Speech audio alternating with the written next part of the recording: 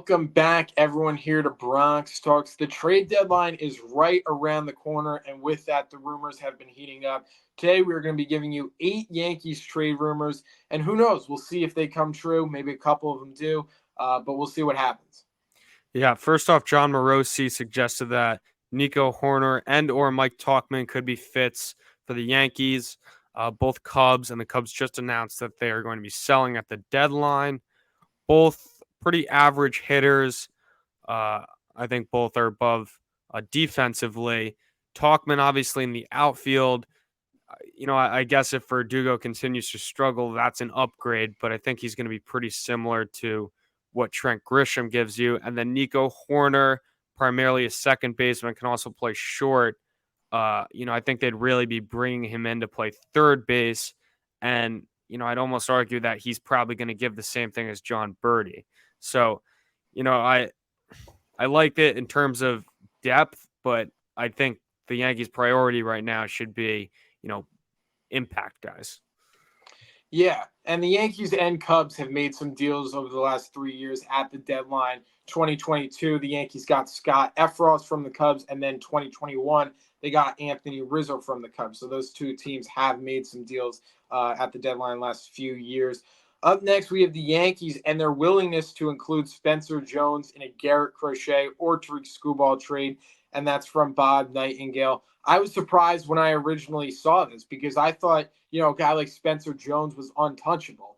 But look, you're guaranteed to have Juan Soto for at least this season. Who knows if he will be a part of the Yankees' future? So with that, maybe the Yankees are saying, hey, let's go all in. We got Soto. We got Judge. Let's go try to win this thing this year. And if you have the opportunity to add a guy like Garrett Crochet or Tariq Skubal, I don't think you can let Spencer Jones get in the way of that. I mean, they're just so really, really, really talented. I like where the Yankees' heads at, certainly, going out and saying, look, we're all in. Let's go do this. I was surprised by this, but look, if they could add one of those arms, that'd be really, really big for them. Yeah. Next up, John Morosi reported that the Yankees have shown interest in Chad Green, obviously a former Yankee. He's having a phenomenal season with the Blue Jays, probably the best of his career in 29 games. He has a 1.82 ERA. I do wonder if the Yankees would maybe, test him at the closer role and maybe Holmes becomes the eighth inning guy. But I mean, bottom line, the Yankees need bullpen help. He's probably going to be available, but he does have 2 years left on his contract after this year. So, if the Blue Jays want to get it back into it for the next, year or two, maybe they hold on to him. But I think he's going to be available. Yeah, Chad Green reunion to the Bronx. You don't have to worry about him and, maybe adapting to that New York environment. He's pitched for the Yankees, played in New York for a really, really long time. So he'd certainly be an interesting piece to add to that Yankees bullpen. Up next, we have the Yankees and their priorities this deadline. Wednesday night on ESPN against the Mets, Buster Olney said that the Yankees' main priority this deadline was adding bullpen help. And then the second priority, I guess, would be adding offense, possibly upgrading at third base. I kind of disagree with this. I think that offense should be the Yankees' number one priority this deadline. But obviously, adding bullpen help is a big thing. Having the ability to shorten games in the postseason, and then obviously down the stretch here in the thick of things, adding some relievers would be really, really big for this team because they've struggled in the bullpen. Both areas definitely do need to be upgraded, but I was surprised that bullpen was the number one priority for sure. Yeah, I agree. I think offense or third base more specifically should be the number one priority. Jorge Castillo of ESPN said that the Yankees have concerns about how Jazz Chisholm would fit in with their clubhouse, although they have still shown interest. Uh, it's a little weird about the whole fit in with clubhouse thing, just because Yankees brought in Stroman and Soto and Verdugo. Verdugo. I mean, and you also got Josh Donaldson the year or 2 years before. To be scratching your head at Jazz Chisholm just seems a little weird. And also, I don't think it makes sense just because I think he's pretty similar to Gleyber Torres. So unless you're going to bring him in to learn how to play third base, which already seems like a disaster, I just don't think it makes much sense. I get he's a lefty and fast, and maybe he could be our leadoff hitter. But I think him and Gleyber Torres are going to finish the year with pretty similar stats. If not, Gleyber's going to be better. Yeah, I mean it's interesting. I don't understand that. Especially as fans, we've been sort of asking for a guy who plays the game with a lot of fun, with a lot of swagger, and the Yankees being like, we don't know if that fits, doesn't really make much sense. And like you just mentioned, considering the guys they've brought in, they have big personalities and they play the game with a lot of fun. I definitely think there could be deeper meaning there that we don't know about. Maybe Jazz has a problem with one of the players in the Yankees. Who knows? We're just speculating here, but it definitely doesn't really make sense when you think about it. Up next is not a trade rumor, but the Yankees are interested in free agent pitcher Rich Hill, and this is per Pete Abraham. Rich Hill, Christian, 44 years old.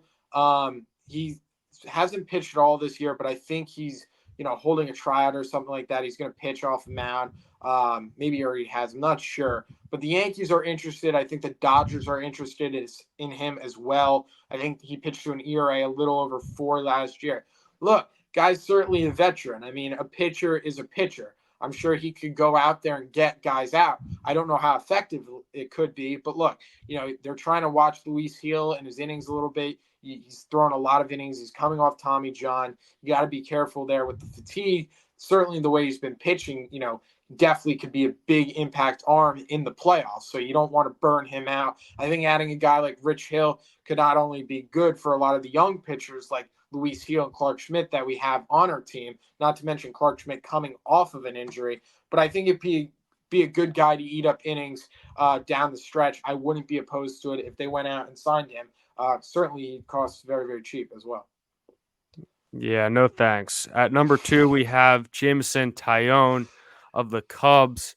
Obviously, we already mentioned that Cubs are sellers. Bob Nightingale reported that the Yankees are interested, along with Mark Feinstead. And Taillon is having a really nice year. Obviously, a former Yankee. This is a guy that could potentially be in your playoff rotation if the Yankees were to go out and get him, and definitely would be cheaper than a guy like Screwball or Crochet. So, if you could find the right deal, I don't hate it, but I think that should kind of be at the bottom of what the Yankees need to do at the deadline. Yeah, I would agree with you. I don't know totally how he fits in that rotation. Also, it's not like he's not making money. He's making $18 million for the next 3 Yeah. seasons. So it's good. Contract ends, I think, age 34, 35. I don't see how that deal could get done unless the Yankees overpay, so the Cubs would eat the salary. But eating, another 2 years of 18 million, that's a lot. I don't know how the financials would make this deal work. I mean, if you look at it from a player standpoint, yeah, it makes sense. I mean, Jameson Taillon pitched well for the Yankees. A reunion would be nice, but I don't know how that deal gets done. But look, Bob Nightingale and Feinstein reporting that the Yankees are interested. The Astros, Red Sox have shown interest as well. I'd be surprised if this still happens. But look, no one's saying no to John Mo back to the BX for sure. But that would be interesting if that happened.